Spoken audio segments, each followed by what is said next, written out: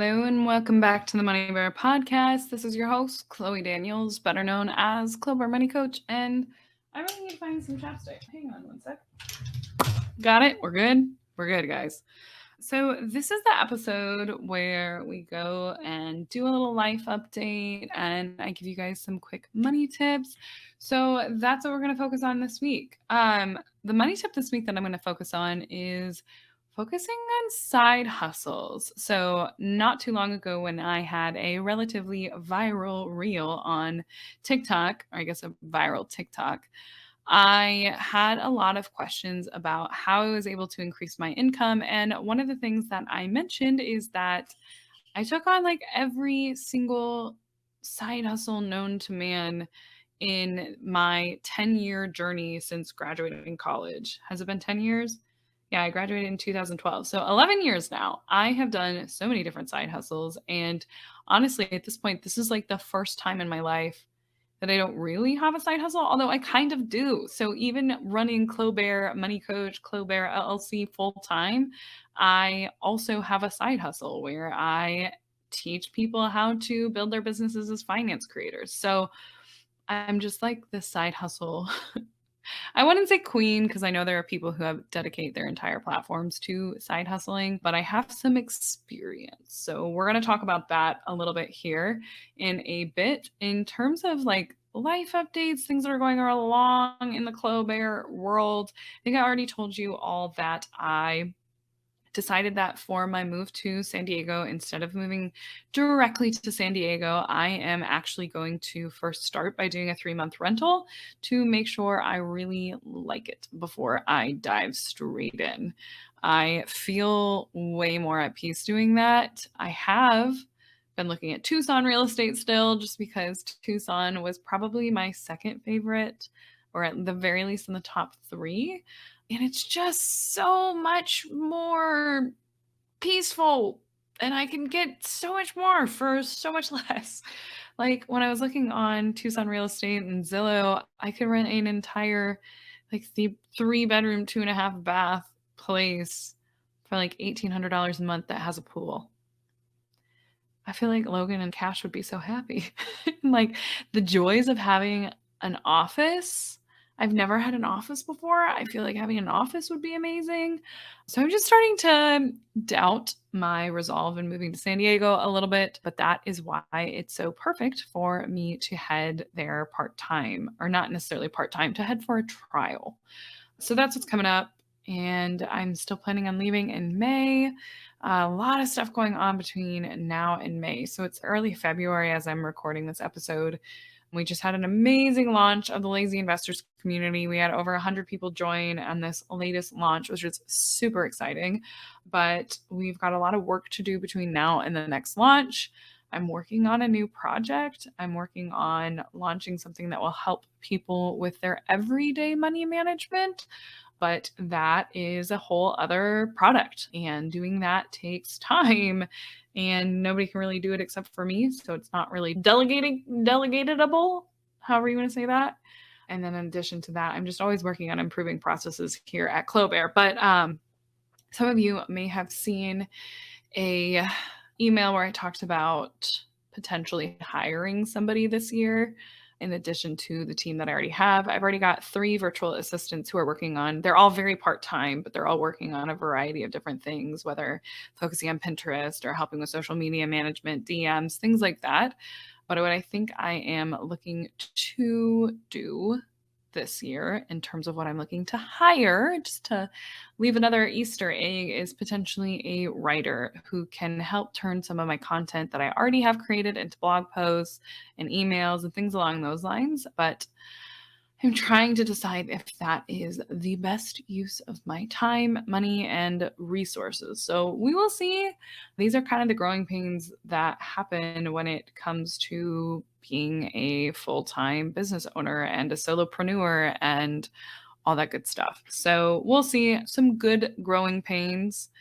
My boyfriend's coming up this week, and we are celebrating Valentine's Day this week, we are actually celebrating by binge watching the next season of You coming out on Thursday, February 9th. We're both big fans, even though we both admit that each season has gotten worse and worse. We're both really excited for this next season. So I had said at the beginning of the year that when I gave up sweets, that I was allowed to have sweets on holidays and birthdays. And we are claiming February 9th as our Valentine's Day. So since that's when we get to see each other. So I'm going to have some crumble cookies up in this bitch. I'm very excited. When I was talking to him today, I was like, we could have sweets on Valentine's Day, the 9th. And he was like, yeah. And he's like, what do you want to get? And I was like, crumble cookies. I was like, we get like 2 or 3 of them and like split them and try them. He's like, how about 4? And I was like, yeah, okay, sure. Yes, absolutely. Let's go all out. So that's like getting me through the week. It's only Monday, but I'm so excited for that. That's in a couple of days. I cannot wait. And then this weekend, I leave for San Francisco to see my soulmate friend, the one who I met in China. She's from Ireland, but she's currently working in Germany.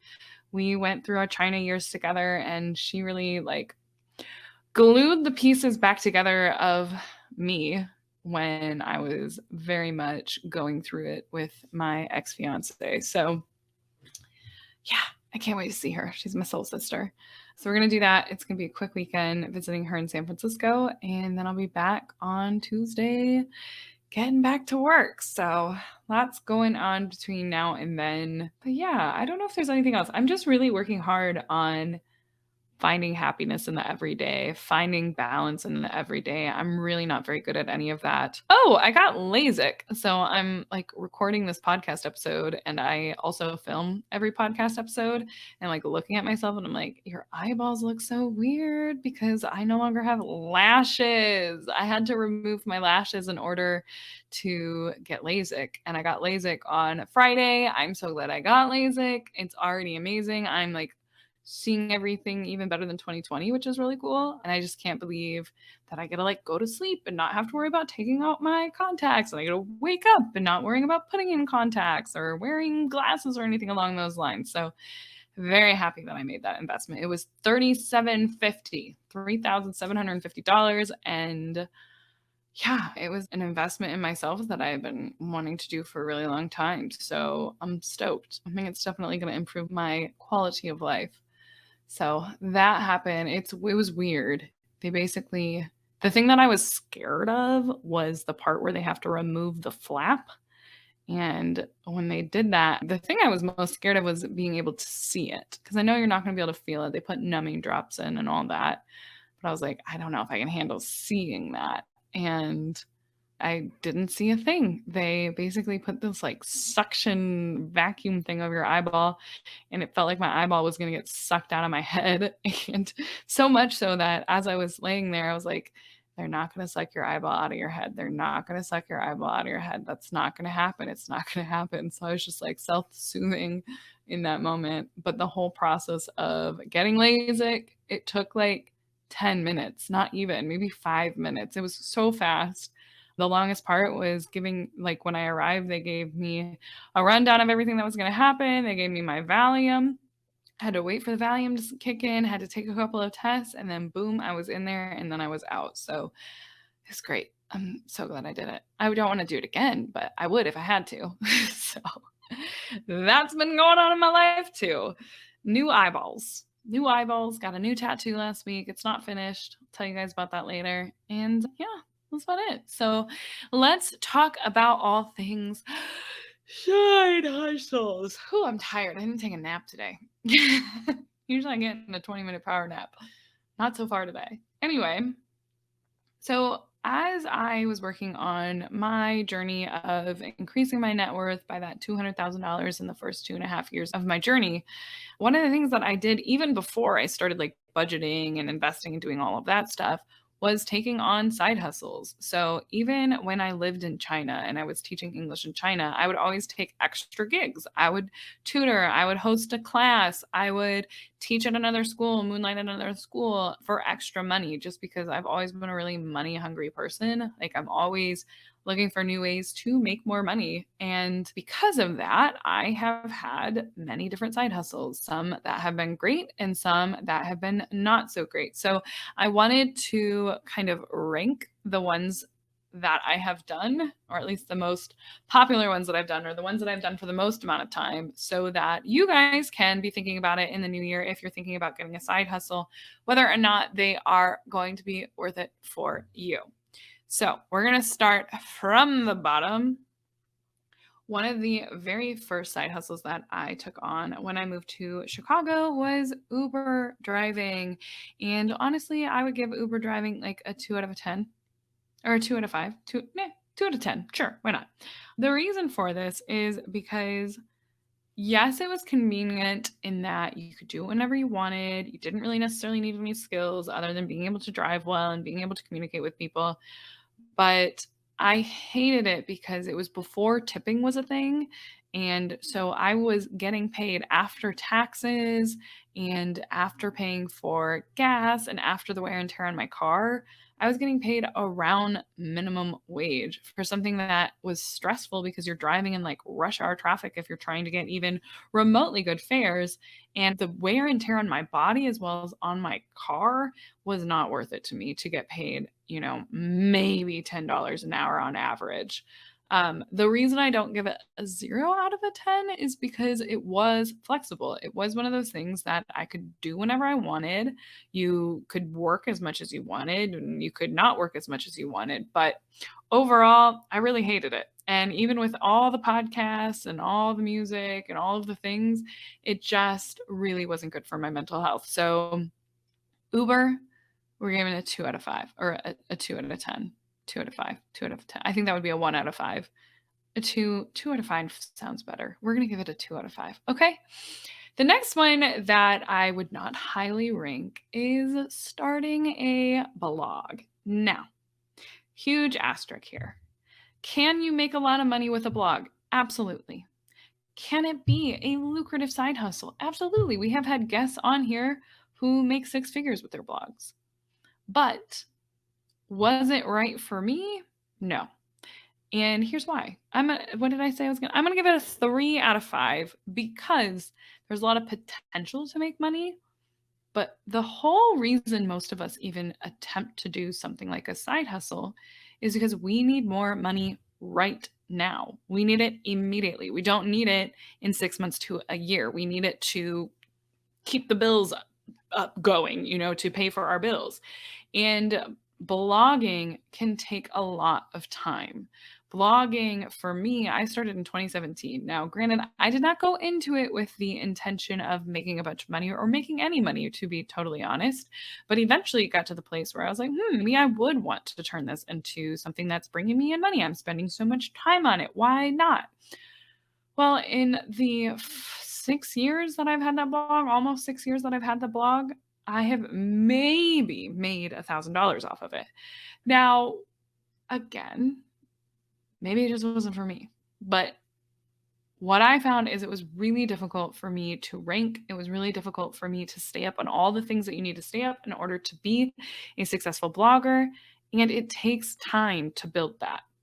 And I didn't have it. So that is why I'd probably give it a 3 out of a 5, because there is a lot of potential, especially if you dedicate to it and you go take a course and you learn how to make it more profitable. But it takes time. You're not going to see results overnight. And for me, I haven't even seen results in 6 years.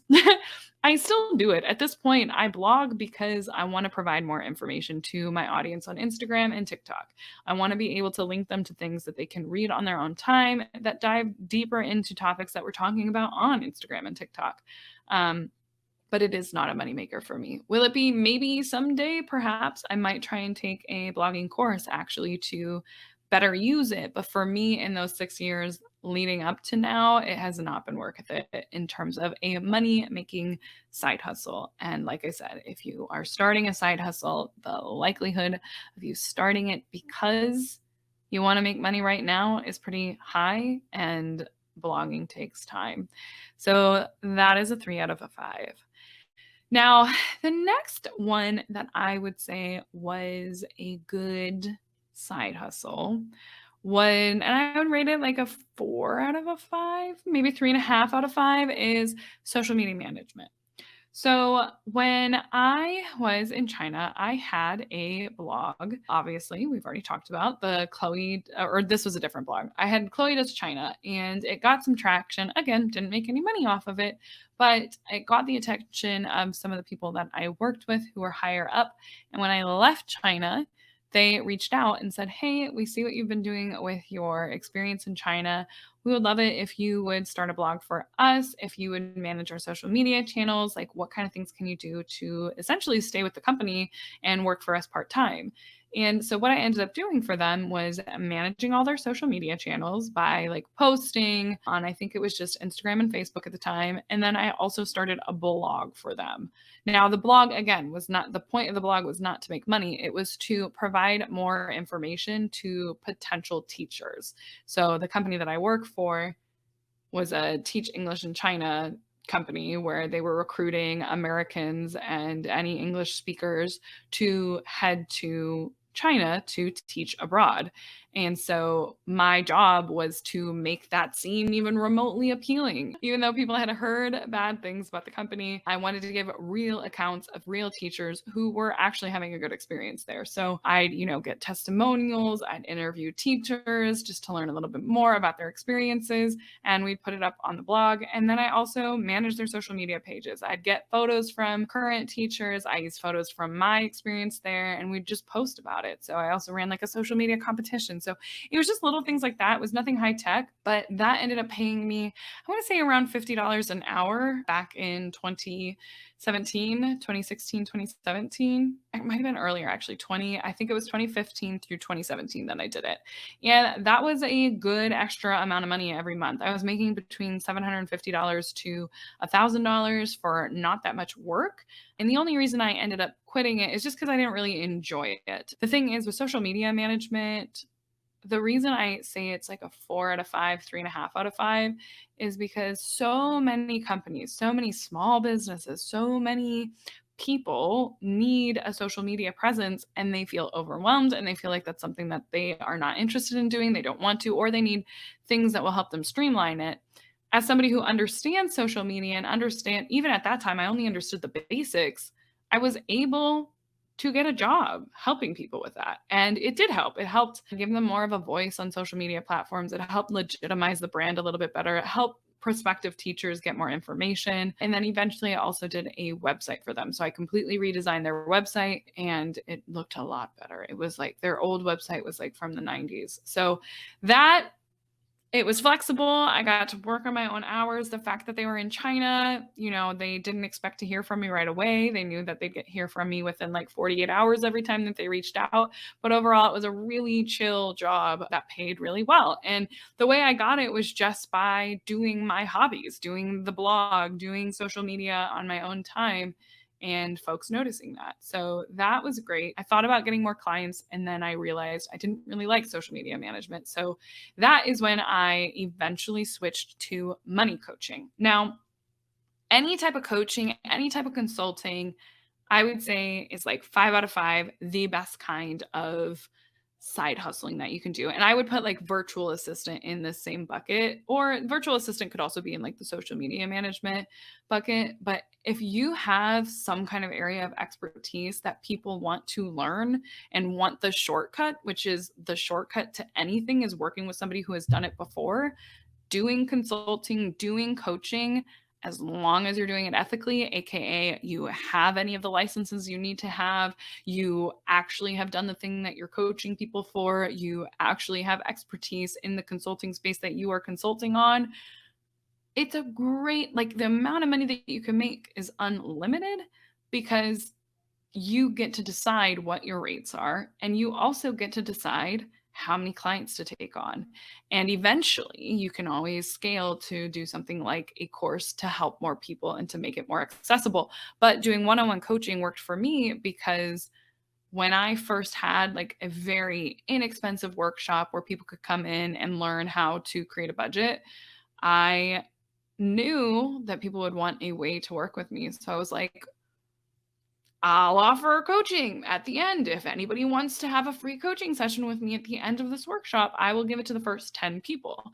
And that 10 people who signed up, from there, people were then wanting to continue working with me. So then suddenly I had a coaching business where I was coaching people on the basics of personal finance.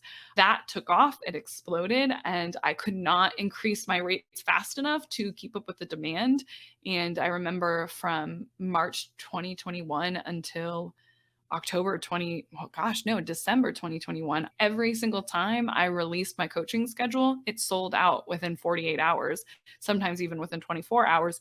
But it was because the demand was there. And even with me increasing my prices every time, the demand was still there. People really needed the help. And obviously, I'm a really good teacher. So it was something that I really love doing as well. Even now, when I occasionally will take on a one on one client, which I don't do often just because I don't have time for it anymore, the ability to transform and help somebody transform their life with their finances brings me so much joy. Like, seeing the before and after of how somebody comes into a call feeling anxious and stressed and worried and not sure if they're on the right path, to leaving and just feeling like I have a plan, or I have somebody who's on my side, or I have somebody who's going to really help me through this. It is the best feeling in the whole entire world. It just lights me up every single time. Even though it can be very exhausting, it's so cool to help people through that transformation. And yeah, so